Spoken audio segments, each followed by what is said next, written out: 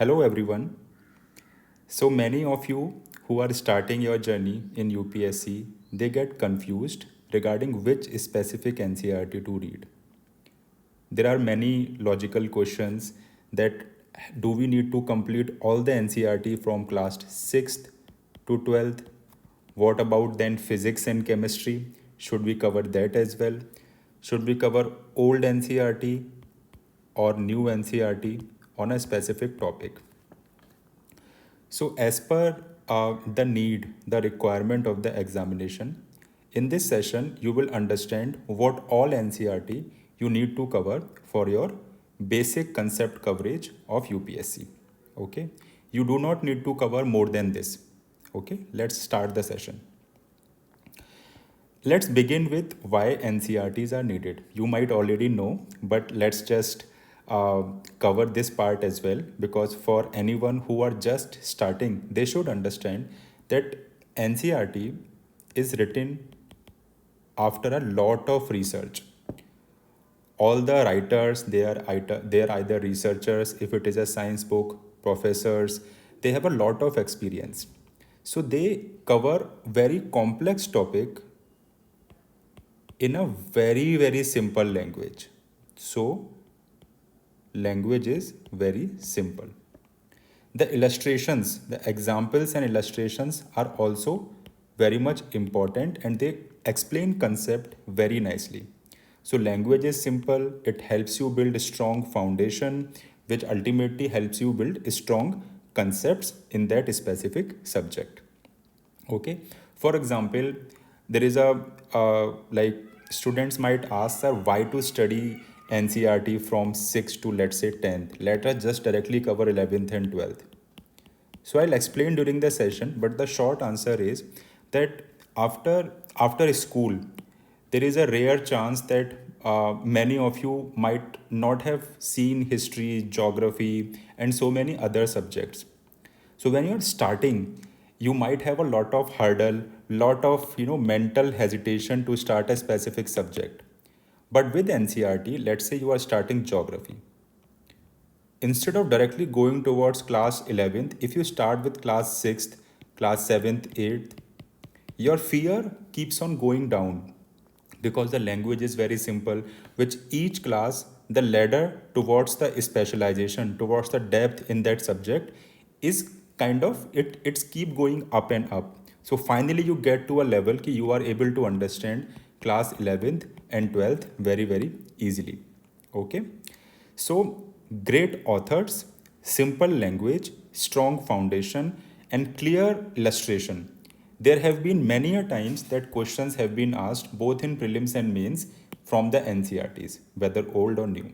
Okay, publisher is government, so direct questions are asked many a times. Okay, so I think that should clear any doubt that why to study NCERT. Okay. Now, if you have any query after this session, during this session, you can just mail us at ask@kalam, and this is the phone number for our team. Okay, so I have covered NCERT of starting with science and environment and ecology together. Now, why? Because until 10th class, science and environment are one subject. Even in 11th and 12th, there is no separate topic, separate book as environment and ecology. There are units which are dedicated to this subject. So इसके लिए हमने एक ही heading रखी है. We will cover all the subjects: science, environment and ecology, polity, geography, history, economics. Okay. And आप ये सारी books NCERT की बुक, NCERT की जो वेबसाइट होती है, आई थिंक ncrt.nic.in, वहाँ पे जाके all the books are freely available. So before you buy any specific book, you can download the PDF and check it by yourself. ठीक है. ओल्ड NCERTs की PDF नहीं मिलेगी, but old NCERTs are very few that I have recommended. Okay, very few. Most are new NCERTs. Now if you talk about science, तो हमें as per UPSC syllabus basic concept पता होने चाहिए physics के, chemistry के, biology के. Physics से काफ़ी बार reflection, refraction, total internal reflection, friction, force, इसके क्वेश्चन आए हुए हैं। केमिस्ट्री से भी बायोमोलिक्यूल्स और different other example daily life के यूजेज के क्वेश्चंस आए हुए हैं, और बायो से तो आते ही आते हैं। One trend from physics and chemistry is it always ask about the application of concepts. Unlike your NEET और जेई एग्जामिनेशन, इसमें सीधा फॉर्मूला बेस्ड ऐसा कोई कैलकुलेटिव क्वेश्चंस नहीं आएगा, ठीक है, कंसेप्ट बेस्ड क्वेश्चन आएगा। तो ये हमारा एनसीईआरटी से बहुत अच्छे से कवर हो जाएगा। दूसरा पार्ट हमारा साइंस के बाद आता है टेक्नोलॉजी का, जो मोस्टली करंट अफेयर्स में आता है। Biotech, health and diseases, space technology, nuclear technology, defence, agriculture, energy and environment, ये सब मैं आपका कवर करा दूंगा यहीं यूट्यूब पे, रेस्ट एश्योर्ड। ये हमारा करंट अफेयर्स और इसके बेसिक कंसेप्ट, जैसे इसरो की हिस्ट्री क्या रही है, कैसे कैसे अग्नि 1 से अग्नि 5 तक हम पहुंचे, लेटेस्ट क्या चल रहा है, role of DRDO, what are the different programs that we have launched with NASA in history and currently as well। तो ये सारी चीज़ें बहुत ही इंटरेस्टिंग टॉपिक है। मेरा रिसर्च का बैकग्राउंड रहा है डीयू से, तो मेरे को ये पढ़ाने में बहुत ज़्यादा मज़ा भी आता है, ठीक है। तो ये अपन कवर करेंगे। One more reason of having this session is that since we are just starting with 2025, ठीक है, तो उससे पहले before giving targets on the daily basis for different subjects, I wanted all of you to start with NCERT first. तो इसीलिए हमने ये session रखा है, ठीक है। जो लोग ये सेशन 2026 से 27 में देखेंगे, उनके लिए भी ये बुक लिस्ट उतनी ही रेलिवेंट है, उतनी ही सही है, ठीक है। आगे बढ़ते हैं। तो ये सब मैंने डिस्कस कर लिया कि ओवरऑल साइंस और एनवायरनमेंट का हमारा सिलेबस कहाँ है। इसमें एग्रीकल्चर भी ऐड कर लीजिए, एडेड है ऑलरेडी, ठीक है। इसमें सारा ग्लोबल वार्मिंग, पोल्यूशन, ये सब चीज़ें इसी में आ जाती हैं। IPCC, different types of convention, सब कुछ इस वाले पार्ट में आ जाता है। ये हम सब कवर करेंगे, बट आज हम बात करेंगे एनसीईआरटी वाले पोर्शन की, ठीक है। सो जनरल बोला जाए तो साइंस में if you are like completely someone की सर मैंने तो हिस्ट्री, पॉलिटिकल साइंस, इन सब में मैंने बीए या एमए करा है, मेरा साइंस बिल्कुल छूट गया है, मैंने 10th के बाद से साइंस करा ही नहीं है, if that is your current status, then you should start with class 6 to 8th science. Class 6th की science can be completed in just 1 day, class 7th around 2 to 3 days, and class 8th also 3 to 4 days। very simple, very easy, ठीक है, काफ़ी easily हो जाएगा। This is your preparation. ये जो होगी, ये आपकी प्रेपरेशन होगी for 9th and 10th NCERT, ठीक है। अब 9th and 10th में सेलेक्टिव स्टडी करनी है फिजिक्स एंड केमिस्ट्री की। आपको पढ़ना है 9th and 10th, लेकिन सेलेक्टिव करना है। You do not need to go towards the calculations, towards formula। You just need to understand basic concepts, जैसे what is the meaning of reflection and its utility in daily life, refraction, diffraction, Newton laws, force, friction, right? Similarly in chemistry as well, okay? तो ये काफ़ी easy है। ये अगर आप बोलोगे तो I will just have a separate session on how to study class 9th and 10th science, okay. फिर इसके बाद मैंने चैप्टर डिफाइन कर दिया। I have defined the chapter after this. For example class 11th में केमिस्ट्री का जो part 2 है, केमिस्ट्री पार्ट 1 नहीं करनी है क्लास 11th में। क्लास 11th में केमिस्ट्री पार्ट 2 में you just need to cover environmental chemistry. Class 12th में केमिस्ट्री पार्ट 2 में you just need to cover chapter 11th में ये है, सॉरी 11th में, 12th में chapter 14 and 16 on biomolecules and chemistry in everyday life. यहाँ से क्वेश्चंस आ जाते हैं बिकॉज ये डायरेक्टली एप्लीकेशन से रिलेटेड है। तो क्लास 11th and 12th की पूरी केमिस्ट्री से you just need to cover 3 chapters. Understood. अब आते हैं बायोलॉजी में। बायोलॉजी में क्लास 12th कवर करनी है अपने को। Unit 8 very important, biology in human welfare. Unit 9 biotech, ये मैं भी कवर करूँगा अलग से पूरा। And unit 10 ecology. Unit 8, unit 9, unit 10, class 12th biology. याद रहेगा, स्क्रीनशॉट चाहें तो ले सकते हो इस पेज का। क्लास 12th में यूनिट 8, यूनिट 9, यूनिट 10। इसका आई थिंक मैंने यूनिट इकोलॉजी का डाला भी है, ये देखो। यूनिट 10 का ये है, ये 4 चैप्टर है अपने। This is directly relevant for your UPSC Environment and Ecology syllabus. Chapter 13 Organisms and Population, Chapter 14 Ecosystem, Chapter 15 Biodiversity and Conservation, and Chapter 16 Environmental Issues, that is pollution, etc. ठीक है, तो हमें एनवायरमेंट एंड इकोलॉजी का basic concept हमारा यहाँ से बन जाएगा. ठीक है, इसके बाद you can watch my sessions which I will cover on YouTube. Science के अगर एनसीईआरटी के फ़ोटो देखने तो देख सकते हैं. क्लास 6 की ये बुक है, class 7th, class 8th, class 9th. ठीक है, जैसे क्लास 9th का मैंने बताया था, तो ये काफ़ी सिंपल है, ये काफ़ी सिंपल चैप्टर है. Atoms and molecules you can skip, ये यू कैन स्किप, ये पढ़ सकते हो, ये पढ़ना है, ये पढ़ना है, ये पढ़ना है, ये पढ़ना है, ये पढ़ना है, दिस यू कैन स्किप. इसमें इन सब में भी केवल एप्लीकेशन पार्ट पढ़ना है, तो you just have to study maximum 10-20% of the chapter, and same is like this. Okay, so इस तरह से ये हमारा क्लास 10th का रहा. क्लास 10th में basics understanding of acids bases and salts, metals and non metals, carbonated compound, इसमें सारा का सारा एप्लीकेशन. जैसे डायमंड आ जाता है, डायमंड में टोटल इंटरनल रिफ्लेक्शन होता है, ये क्वेश्चन इस चैप्टर से आया हुआ था. ठीक है, कंट्रोल एंड कोऑर्डिनेशन में हार्मोन्स वगैरह आ जाएंगे. हाउ डू, इससे क्वेश्चन नहीं आएगा, इससे भी क्वेश्चन नहीं आता. Generally this is related with your class 12th का बायोटेक वाला चैप्टर. ये इससे क्वेश्चन डायरेक्टली आए हुए हैं, रिफ्लेक्शन से भी, रिफ्रैक्शन से भी. यहाँ से क्वेश्चन नहीं आता, यहाँ से तो क्वेश्चन आता ही है, एंड यहाँ से भी क्वेश्चन आता है. ठीक है, so basically we need to focus on the application of science. तो ये हमारा क्लास 9th और क्लास 10th का रहा. मुझे याद नहीं था कि मैंने ये स्लाइड डाली हुई है, अच्छा हुआ पढ़ा हुआ था, तो आप लोगों को ये बता दिया. बेसिकली जहाँ पे भी आपको लगे कि फॉर्मूला, बहुत कैलकुलेशंस, ये सब चीज़ें आ रही है, वो हमें नहीं करना है. हमें बेसिक कंसेप्ट पे उसकी एप्लीकेशन क्या है, उस पर अपने को फोकस करना है क्लास 9th और 10th के एनसीईआरटी में. तो ये हमारा science and environment and ecology हो गया, which is approximately 30% of your syllabus NCERT का. एंड माइंड यू, एनसीईआरटी पढ़ने का मतलब ये नहीं है कि आपने 100% सिलेबस कवर कर लिया है. आप ये मान सकते हो कि आपने फाउंडेशन अच्छी बिल्ड कर ली है. ठीक है, एनसीईआरटी हमारी यूपीएससी प्रिपरेशन की एक बहुत ही इम्पॉर्टेंट लेयर है, बहुत ही इम्पॉर्टेंट फर्स्ट लेयर है एनसीईआरटी. सेकंड फिर स्टैंडर्ड सोर्सेज, एंड थर्ड हमारा पीवाईक्यूज. ठीक है, ये तीनों करने के बाद आप बोल सकते हो कि यू हैव कवर्ड 100% सिलेबस, है ना. तो आपको कॉन्फिडेंट रहना है, बट ओवर कॉन्फिडेंट नहीं हो जाना है सारी एनसीईआरटी पढ़ने के बाद. ठीक है, हिस्ट्री का it is pretty simple, you can just take the screenshot of this specific part.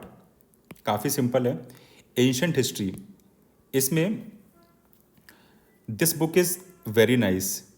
Class 11th our ancient past by R S Sharma. This is old NCERT. कौन सी एनसीईआरटी है friends? This is old NCERT. Our past part 1 class 6th में है, ये हमारी new NCERT है. Understood. तो ये स्टोरी की तरह आप पढ़ सकते हो. ठीक है, इसके साथ साथ मैं तमिलनाडु हिस्ट्री की क्लास 11th की बुक रिकमेंड करता हूँ हमेशा, बट चूंकि ये एनसीईआरटी का सेशन है तो मैंने उसे इंक्लूड नहीं किया. जब हम सिर्फ हिस्ट्री का सेशन करेंगे कि हिस्ट्री कहाँ से कवर करनी है, तो उसमें ये भी होगा, ये भी होगा, और ये बुक भी होगी. But I am telling in advance, this is again freely available as a PDF. Black and white में होती है.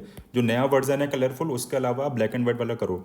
ठीक है, किसी को नहीं मिल रहा हो तो let me know in the comment section, मैं आप लोगों को लिंक डाल दूंगा. ठीक है, ये एनसीईआरटी हमारी, ये आपकी ऐसी दिखती है.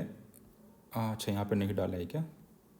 हाँ, ये डाला है, ये देखो, ये क्लास 6 की एनसीईआरटी है, आर पास्ट. इसमें बहुत अच्छे से इंडेक्स बहुत अच्छे से बनाया हुआ है. ये क्लास 6 की है, ये क्लास 7 की है. आर पास्ट पार्ट 2, और उसके बाद आर पास्ट पार्ट 3 भी है अपना.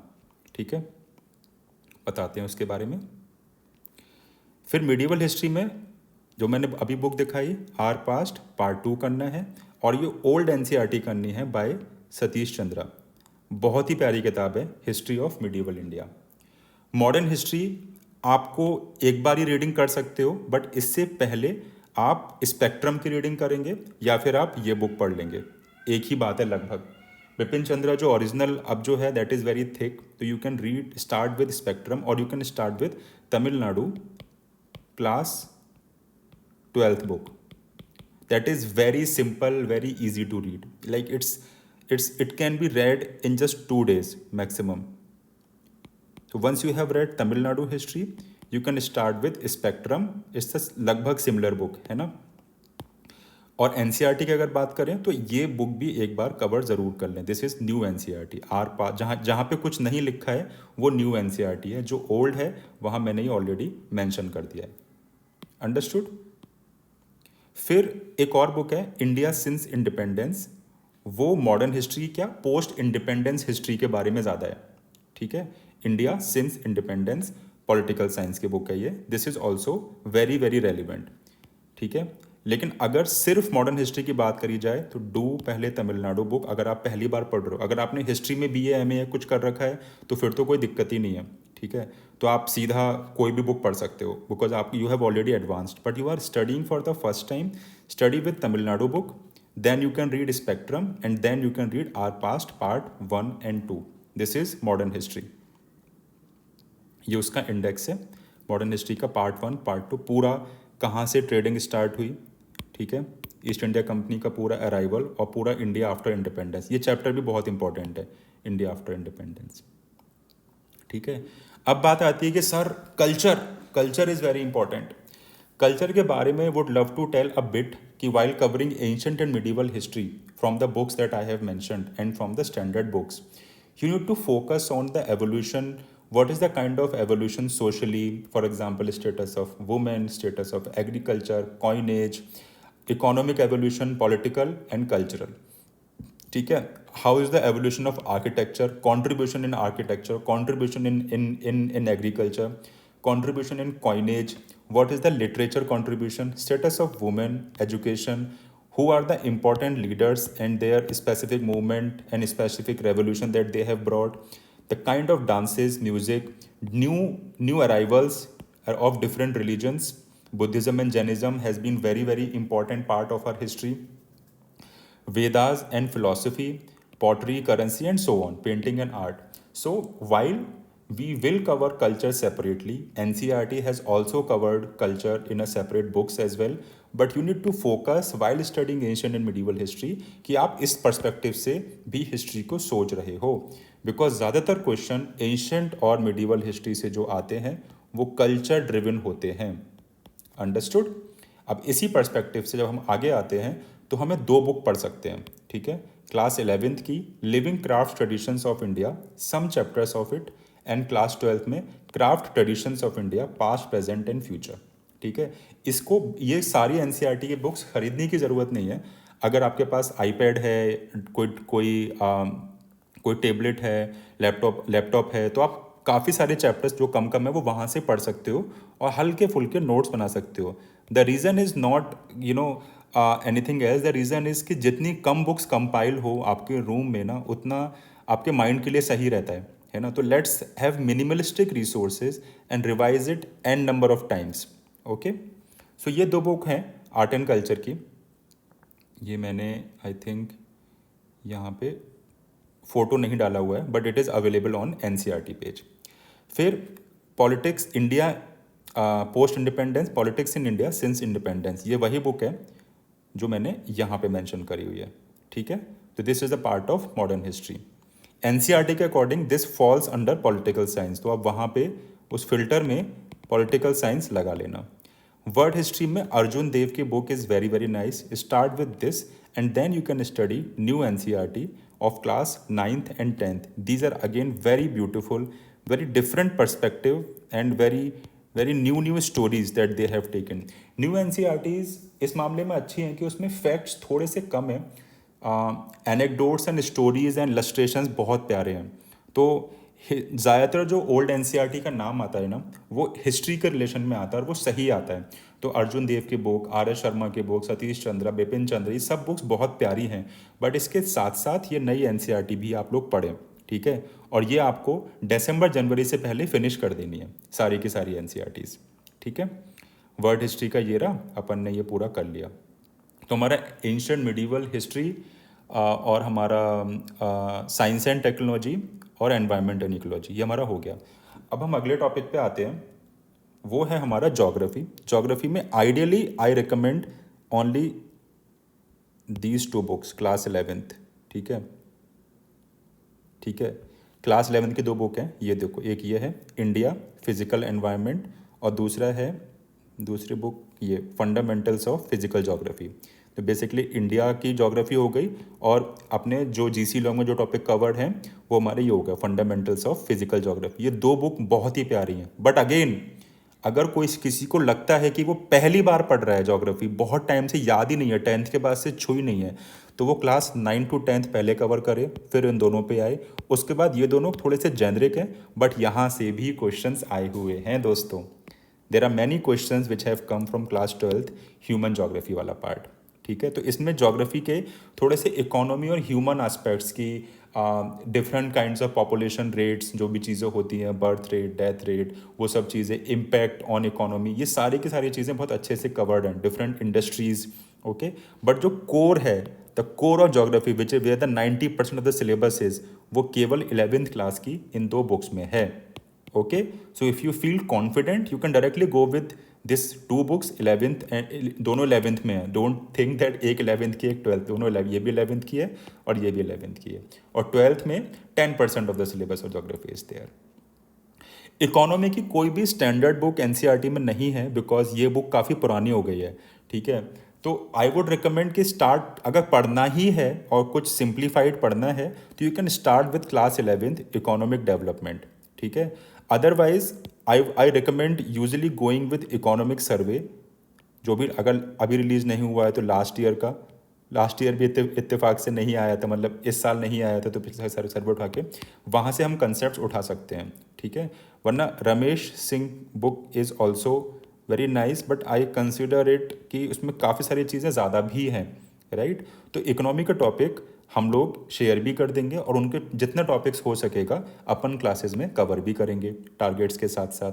ठीक है, बट स्टार्ट करने के लिए before the target start from our side you should read Indian economic development. Polity में लक्ष्मीकांत करंट एडिशन, जो भी 7th ई एडिशन, वहाँ से आप स्टार्ट कर सकते हो, very beautiful book.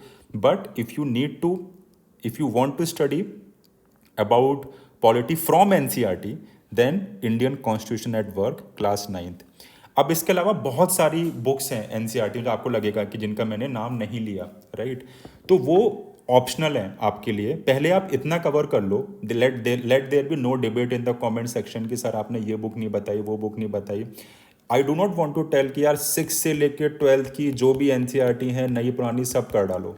That is not the ideal way. आप इतना कवर करो, दिस इज एवरीथिंग। जब ये आप 2-3 बार कर लो, then we will start adding. Why you should not fear is कि इसके अलावा देखो एनसीईआरटी आपने कवर कर ली, इसके अलावा हम स्टैंडर्ड सोर्सेज कवर करेंगे, because this session was all about NCERT. ठीक है, हम करंट अफेयर्स करेंगे, हम प्रीवियस ईयर क्वेश्चंस करेंगे और हम सुपर कलाम पे इनफाइनाइट टेस्ट करेंगे on different topics, micro topics.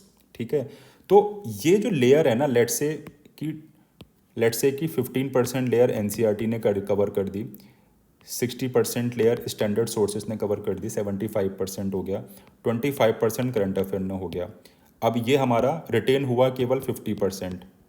ठीक है, फिर हमने इसका रिवीजन साइकिल 1, साइकिल 2, साइकिल 3 करी, रिटेंशन हमारा हो गया 50 से 60%। ठीक है, फिर हमने PYQs करा, हम लोग 70% पे आ गए, हमने और क्वेश्चंस करे, हम 80% पे आ गए। इसी को रिवाइज करते करते प्रीवियस ईयर क्वेश्चंस को 3 बार रिवीजन, जीएस कंसेप्ट 3 बार रिवीजन, एनसीईआरटी 3 बार revision, we will finally achieve our 85 to 90% retention of our GS, of our current affairs, of our topics, which is equally relevant for your what? For your mains examination as well. ठीक है? So this is how I love to see NCERT and I want all of you to study in a very fundamental manner. ठीक है? चलो, all the best. This was about NCERT session and we'll meet in all such important session. My next topic will be subject wise detailed strategy for all the topics, ठीक है, including NCERT and the standard books. ठीक है, all the best.